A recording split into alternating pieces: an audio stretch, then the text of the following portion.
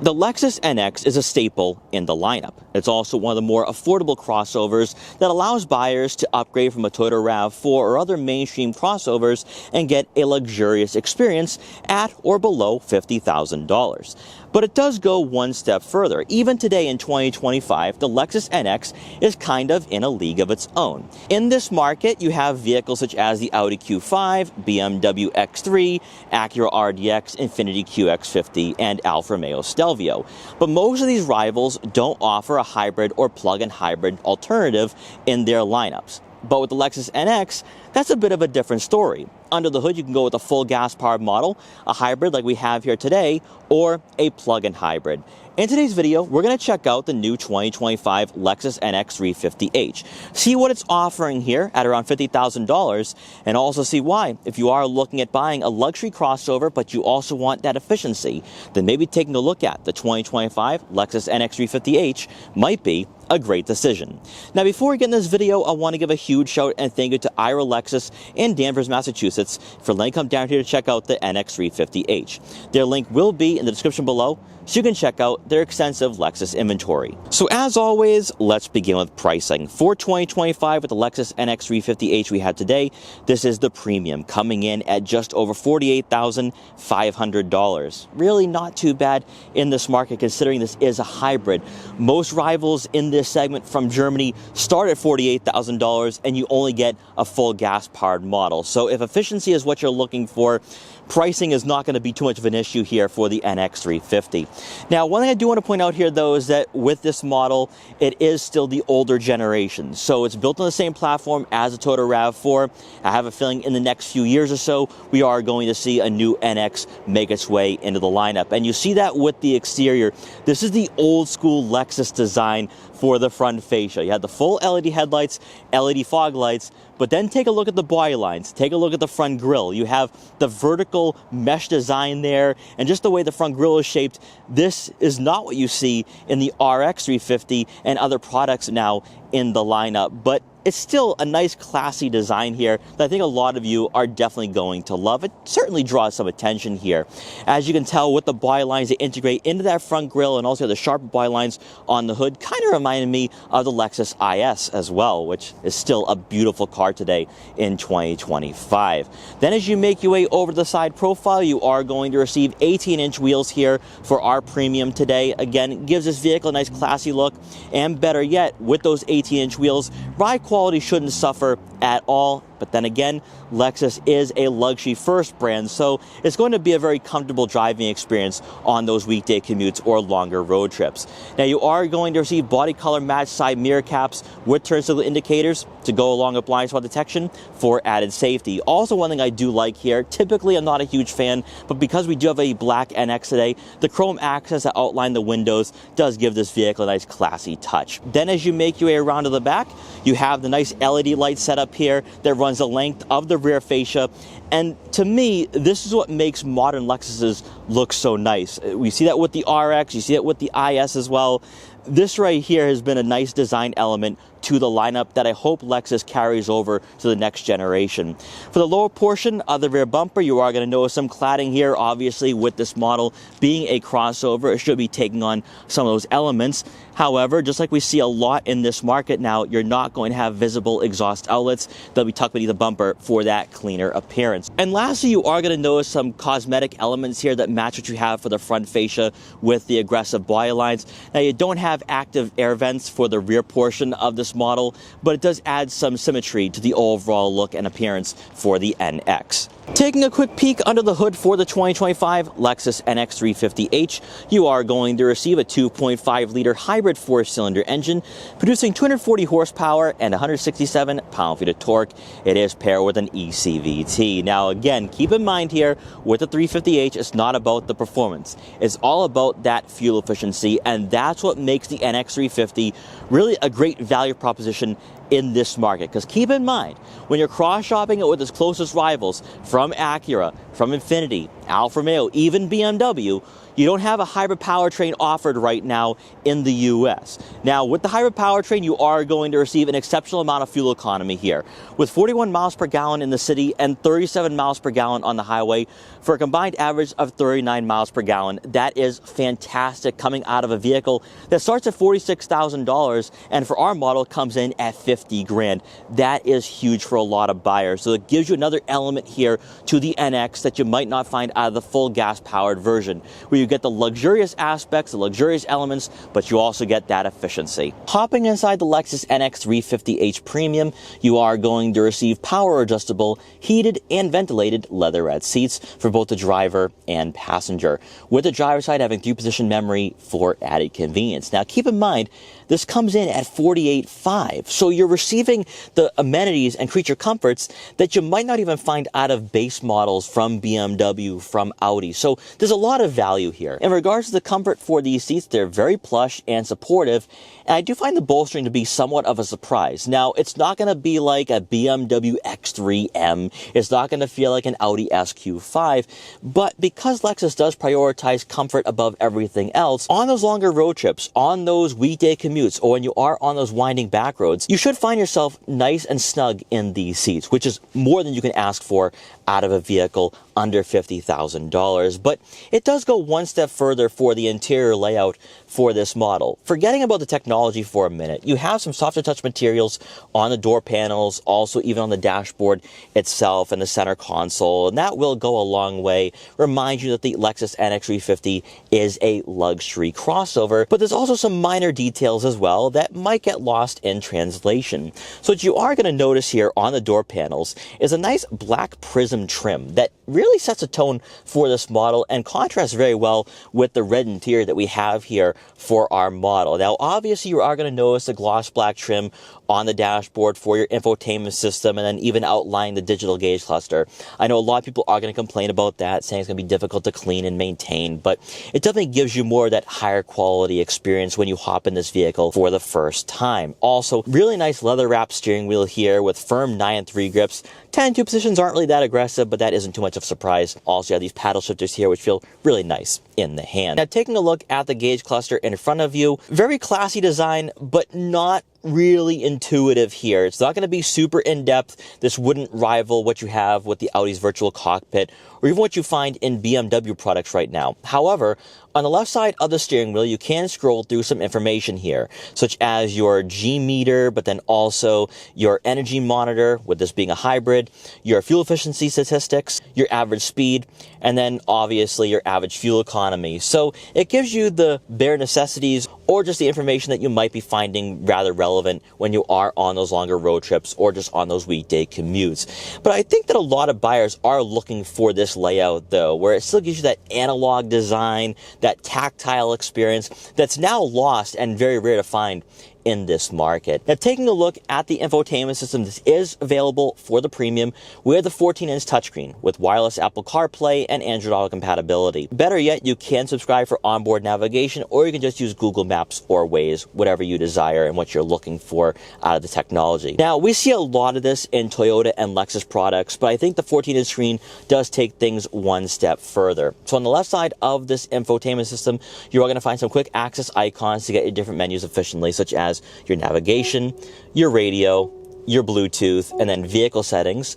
Also, you can check out your energy flow from here as well. And of course, just general settings overall for personal, Bluetooth, general notifications, and so on. You can scroll through this at your own discretion and on your own time. Beneath the main head unit will be touch-sensitive icons for your heated and ventilated front seats and heated steering wheel. It's also from here where you can adjust your climate control settings as well. But you're still going to have physical dials for your dual-zone climate control. So you're getting a futuristic design, but also some of that analog experience that some of you might be looking for. Now, it's also from this screen where you are going to have more of an in-depth layout here for your driver assistance features such as lane departure warning, blind spot detection, intuitive parking assist, and park support brake. Also, you can access your max cool and max heat from this layout. So it might take some time to get used to, but it's very cleanly laid out, and I do think the resolution and quality is pretty good for a vehicle under $50,000. Then when you place the NX 350 in reverse, you are going to have a rear backup camera with trajectory, obviously, but you will have two different camera angles. So you will have the standard rear backup camera, but then also 180-degree view, giving you better visibility. So no side view, no top view. That's to be expected for a vehicle under $50,000. For the rest of the interior, you will have a wireless phone charging pad here with a USB-C and USB-A outlet. It's also here where you will find a drive mode selector for normal, eco, and sport. So it will change up the driving experience, but with this being a hybrid, I wouldn't expect too much out of the performance realm for this vehicle, and we'll get into that later on with the test drive. Now, for the center console itself, you will have that traditional gear shifter here, and then also buttons for EV mode, auto vehicle hold, electronic parking brake, and then also traction control on and off. You'll have two cup holders here. For the standard storage compartment, there is enough room for some smaller items, maybe a couple wallets, smartphones, or other tech gadgets. Then to round out the front seating area, above will be a power moonroof, which brings in a lot of natural light to the interior.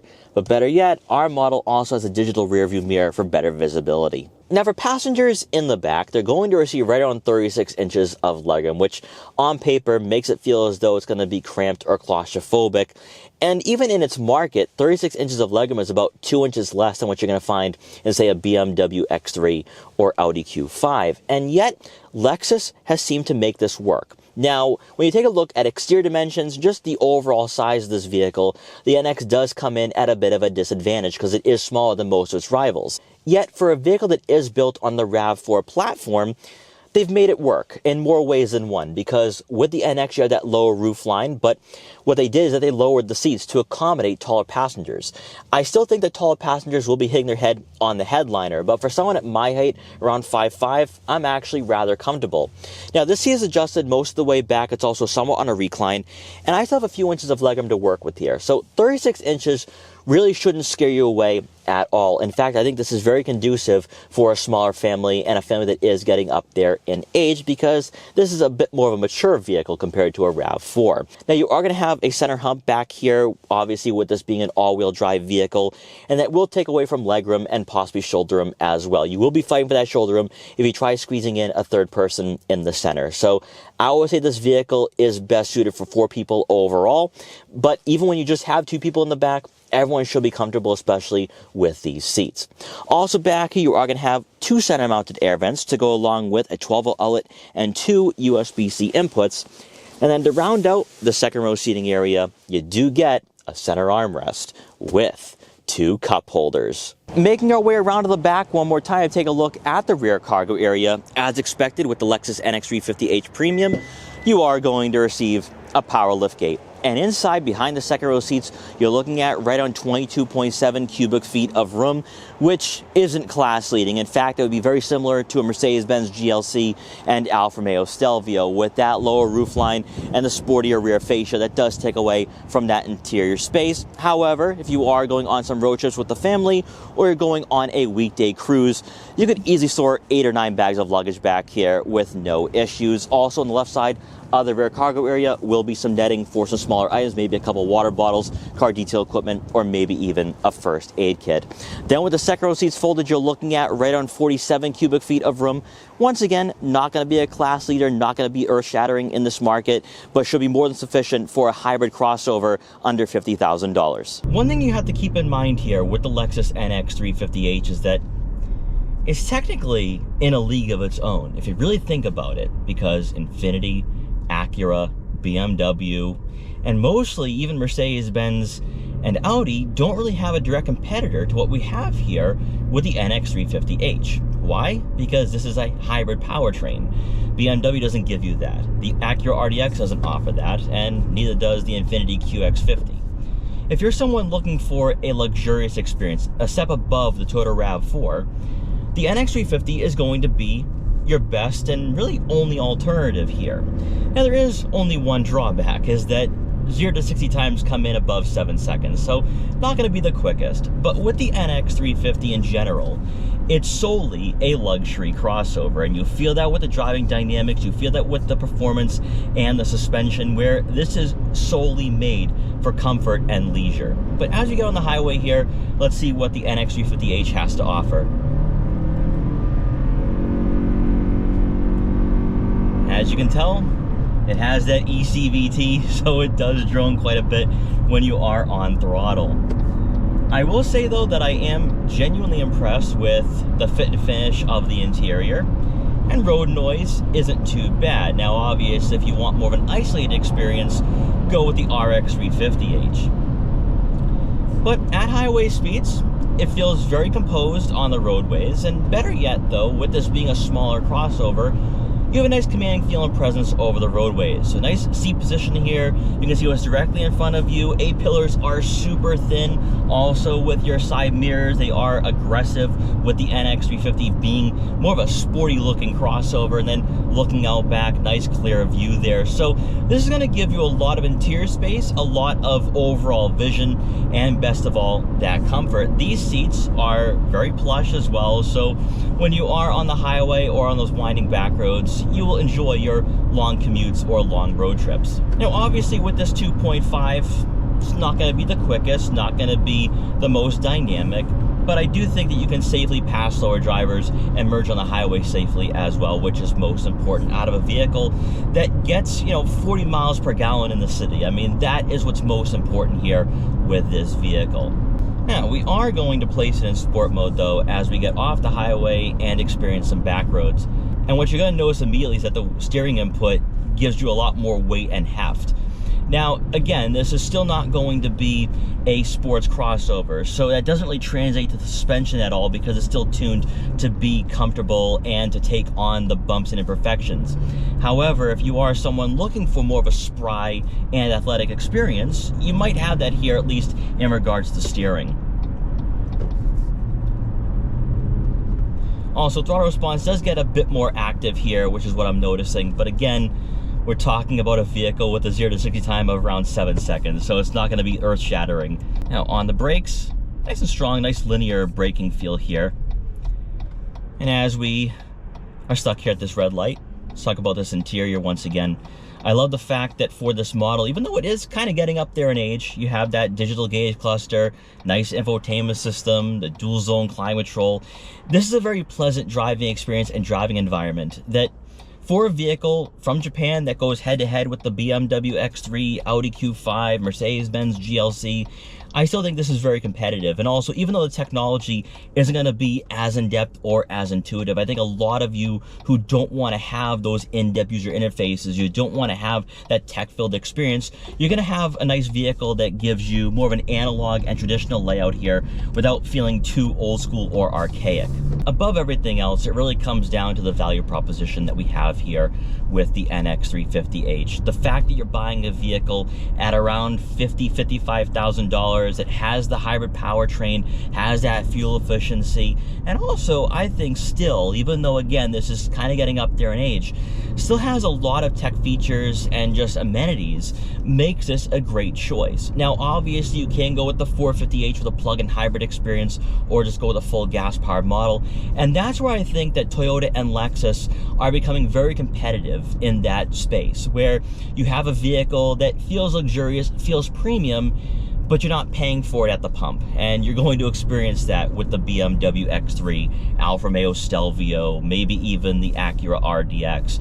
So that's one thing to keep in mind here if you're in the market for an upscale daily driver that gives you the comfort and fit and finish that you might not find with the Toyota RAV4. Now, obviously, the eCVT would be the main drawback and takeaway here, because you can't rotate the gears or have that traditional automatic experience.